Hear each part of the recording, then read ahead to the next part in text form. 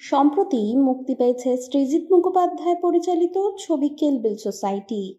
এবার পরিচালক জানালেন তার নতুন ছবির পরিকল্পনার কথা। আবারও একটি ক্রাইম থ্রিলার নিয়ে আসছেন তিনি। তবে এবার গল্পের কেন্দ্রবিন্দুতে থাকবেন একজন মহিলা সিরিয়াল কিলার। আর এই চরিত্রে কাকে দেখা যাবে তা নিয়েও তৈরি হয়েছে জল্পনা। থ্রিলার নির্মাণে সৃজিত মুখোপাধ্যায়ের দক্ষতা নিয়ে কোনো সন্দেহ নেই।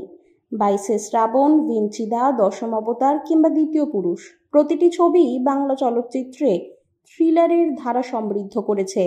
এবার সেই তালিকায় যুক্ত হতে চলেছে আরও একটি নতুন ছবি।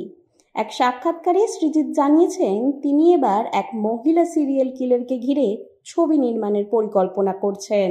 এই নতুন ছবির কেন্দ্রীয় চরিত্রের জন্য তিনি ভাবছেন অভিনেত্রী স্বস্তিকা মুখোপাধ্যায়কে। যদি এই প্রকল্প বাস্তব রূপ পায় তবে টেক্কা ছবির পর ফের একবার সৃজিত ও স্বস্তিকাকে একসঙ্গে পাওয়া যাবে।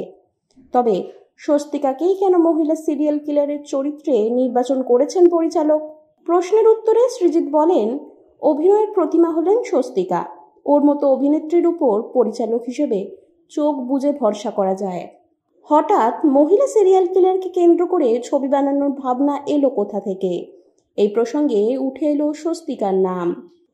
সৃজিত জানিয়েছিলেন অভিনেত্রী তাকে প্রশ্ন করেছিলেন যে কেন তিনি বারবার পুরুষ সিরিয়াল কিলার নিয়ে ছবি বানান, মহিলা নয় কেন। সেই প্রশ্ন থেকেই ভাবনার সূত্রপাত। তবে মহিলা সিরিয়াল কিলারের চরিত্রে স্বস্তিকাকে দেখা যাবে কিনা তা জানার সময়েরই অপেক্ষা।